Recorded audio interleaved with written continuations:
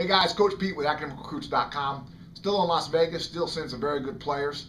And I wanted to review something we've discussed before that bears mentioning again because today I had the opportunity to ask several college coaches about this topic and had some very interesting feedback. And that is treating officials with respect on the court. I've said before that college coaches do not like kids who argue with officials and mess with officials. And today I had some further confirmation of that and several conversations on that topic. Now again, Rasheed Wallace probably argued with referees quite a bit. It did not stop Dean Smith from offering Rasheed Wallace a scholarship. Rasheed Wallace did not argue with referees in college because Dean Smith wasn't the type to put up with that. But if you were a McDonald's All-American type kid, you can strangle a referee and someone will still offer you a scholarship. So I want to be clear about that and say that arguing with a referee will not absolutely 100% of the time prevent you from living your dreams of getting a scholarship. Just simply pointing out the fact that if you're a borderline kid, if a couple of schools like you, arguing with a referee can in fact hurt you. As I've said before, the tie goes to the good kid.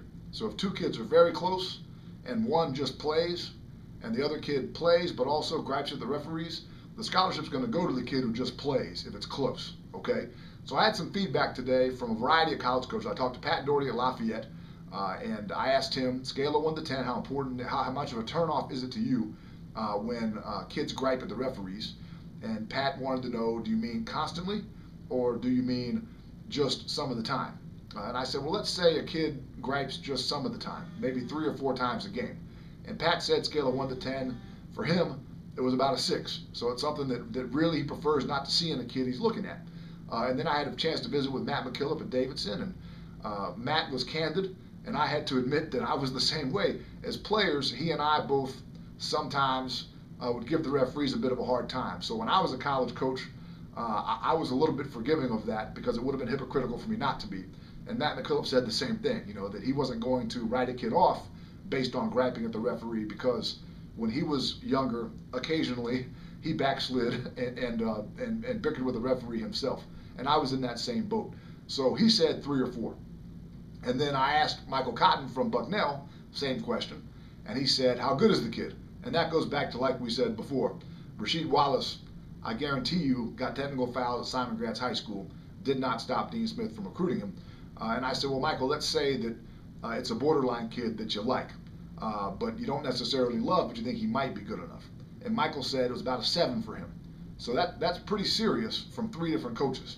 And finally, I had a chance to ask Jerome Allen, the head coach at Penn, and without hesitation, he said 10.